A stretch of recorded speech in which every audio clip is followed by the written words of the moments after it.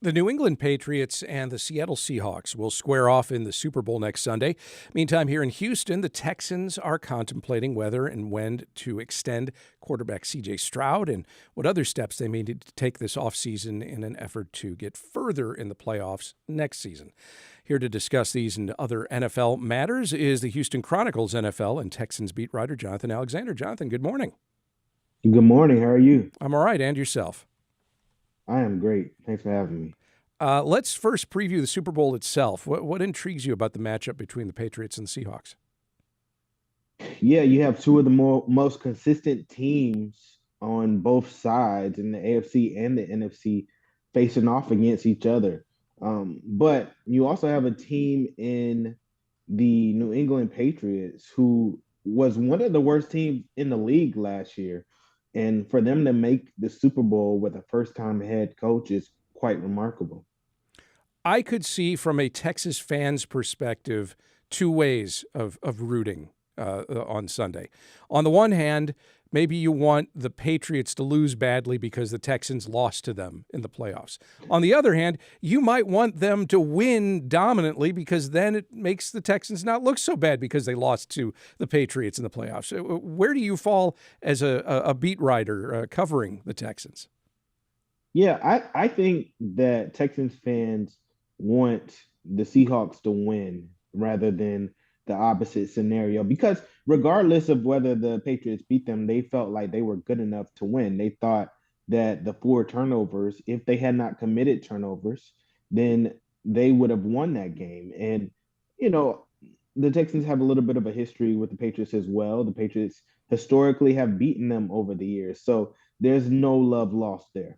The fan base, and I imagine management behind the scenes as well, has been vociferously debating whether and when to extend quarterback CJ Stroud, who, of course, had an amazing rookie season, struggled the last 2 years at times during the regular season, and then really, there's no nice way to say it, was just horrible during the playoffs this year. What factors might dictate whether the Texans seek a longer-term extension, some sort of bridge deal, slap a franchise tag on him, or do something else? Yeah, they're 1 year away or 2 years away from having to slap a franchise tag on him. I think the most likely scenario this year is the Texans extend the fifth year option on him, which would keep him through the 2027 season. Now, there was a chance before what happened, the four interception game, there was a chance that he could have been extended this offseason. I think that it was less likely, but say he had won a Super Bowl.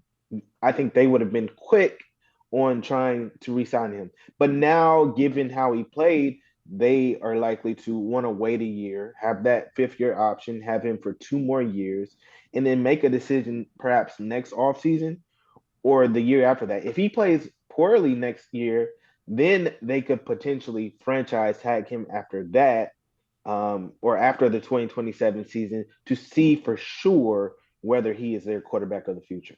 You reported this weekend the Texans are expected to hire Giants assistant offensive line coach James Ferentz. Is coaching the issue with the offensive line, or do the Texans just need better personnel?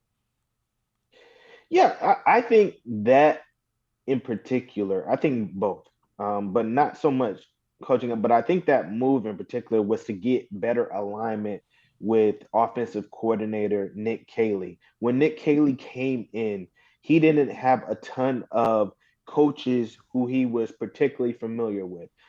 Cole Popovich was one of the few coaches who he had a previous knowledge, who was on the Texans staff, who he had previous um, relationship with. And now you bring in a guy like James Ferentz, who Kaylee coached, who is likely to coach the tight ends actually, and probably help out with the offensive line. And tight ends was an area where they performed well, but not up to their standards. And that is Nick Caley's expertise. So I think he wanted better alignment there. But you're all right. They do need help with their personnel as well. What other steps do the Texans need to take in order to not just return to the playoffs next year, but take that next step to the conference championship or even a Super Bowl? Yeah, the majority of their defensive players are returning. And we all know the Texans had the number one defense in the entire NFL throughout the regular season.